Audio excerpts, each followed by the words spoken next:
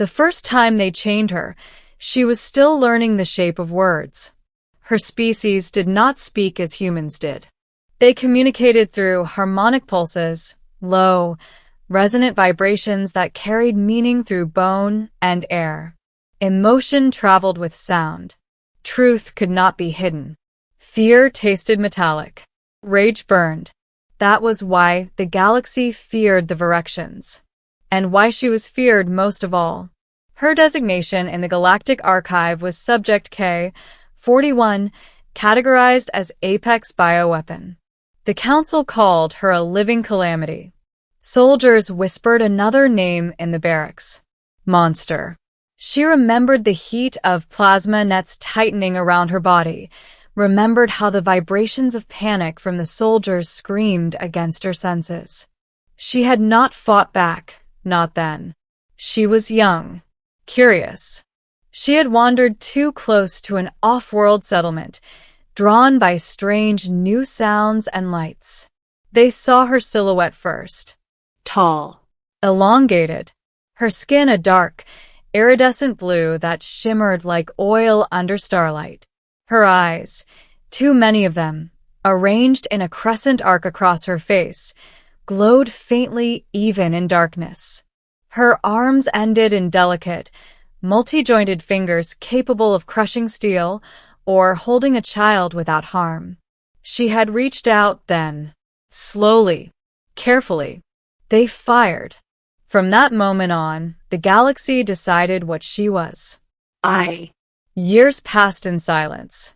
K-41 was kept on Outpost Rhea 9, a research and containment station drifting at the edge of unclaimed space. No windows. No natural light. Her chamber was lined with null fields designed to dampen her abilities, to mute her resonance, her voice, her very self. Scientists came and went. They never entered alone. They spoke about her as if she were not there. Stress response increasing. Neural lattice adapting again. If she breaches containment. She won't. Not if we keep the dampeners active. Pain was not the worst part. Isolation was. Virections were communal beings. Their minds sang best together. Alone, their thoughts echoed inward, folding back on themselves. Madness was common in solitary confinement. The Council knew this. That was the point. She learned to be still, to make herself small, to stop hoping. When the guards changed shifts, she could feel their emotions ripple through the corridor. Fear, disgust, hatred. Some carried fascination, the cold kind reserved for dangerous animals behind glass. None carried kindness. Until one day, a different presence appeared. 2. Ethan Ward had not planned to be stationed on Rhea 9. He was an engineer, systems repair, power stabilization, life support networks. The kind of work that kept stations alive but never made headlines. He had signed up for deep space contracts because they paid well and kept him away from politics. He learned where he was going only after the jump. "What's this place?" he asked the quartermaster as he stepped onto the sterile docking ring. The man hesitated. Containment outpost. For what? Something old. Something dangerous. That should have been warning enough. But curiosity had always been Ethan's weakness. On his second rotation, a power fluctuation rippled through the lower containment levels. The station's automated systems rerouted, alarms blinking amber. Ethan grabbed his kit and followed the diagnostic trail downward. That was when he felt it, a pressure in his chest. Not physical, emotional, like standing near a grieving stranger. He stopped outside a reinforced door marked with more warning symbols than he'd ever seen in one place. Biohazard. Psionic entity. Do not engage. Through the narrow observation panel, he saw her. She was curled in the center of the chamber, limbs folded inward, massive frame reduced into something almost fragile. Restraint bands hummed faintly around her wrists and torso. Her eyes lifted and locked onto his. Ethan froze. Not because she moved, but because she didn't. There was no rage in her posture. No aggression. Just exhaustion. And something else. Loneliness, so profound it made his throat tighten. 3. Protocol said he should leave. He didn't.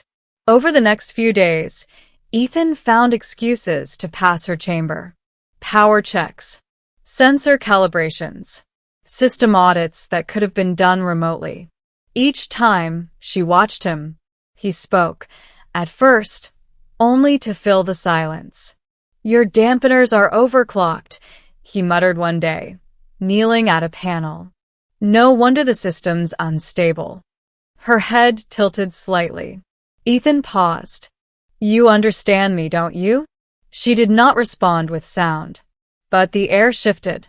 A subtle vibration brushed against his skin, soft, questioning. He swallowed. "I'm Ethan." Something inside the chamber resonated. A single harmonic note, faint but clear. A name, perhaps. Days turned into weeks. Ethan brought small changes. Adjusted lighting to mimic a slow day-night cycle. Reduced the dampener intensity just enough to ease the constant strain without triggering alarms. She grew more alert, less curled inward. One day, as he worked, he noticed a burn along her forearm where a restraint had malfunctioned. Without thinking, he stepped closer to the barrier and pressed his palm against the transparent alloy. "I'm sorry," he said softly. Her eyes widened. Carefully, so carefully, she mirrored his gesture from the other side. The barrier hummed between them, but the intention crossed. Something in her broke open. 4. The next time the system failed, it failed catastrophically. A surge ripped through containment. Dampeners flickered. Restraints sparked. Red alarms screamed. Guards rushed the corridor, weapons raised. Ethan was already there, wrench in hand, shouting, "Wait! The feedback loop, if you fire, it'll destabilize her completely." "She's breaching," someone yelled. Inside the chamber, K-41 staggered.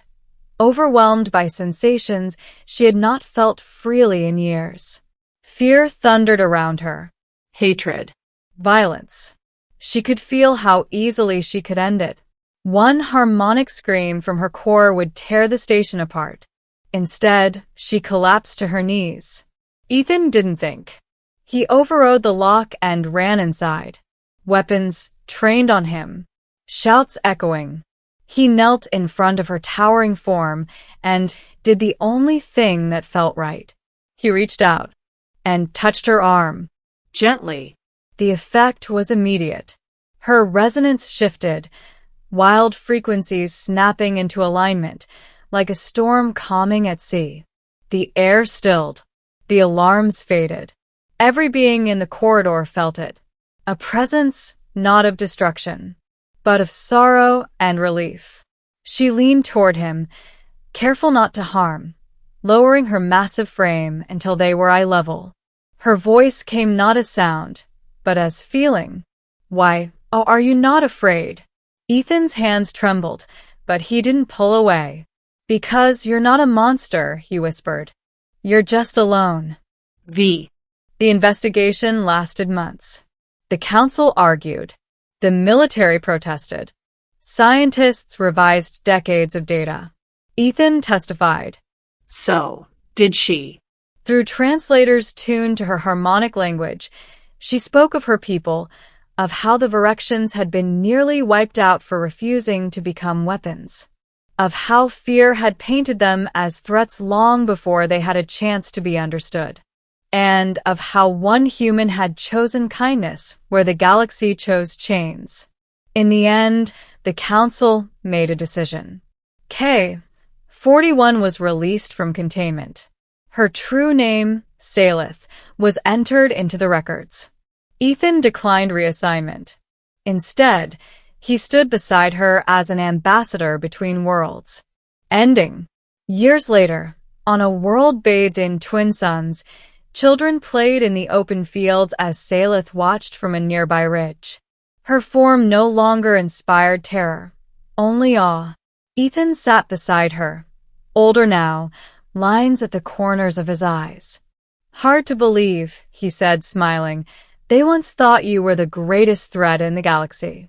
She brushed her fingers lightly against his hand, her touch as gentle as it had been that first day. "They feared what they did not understand," she replied through the translator. "Until someone chose to understand me anyway."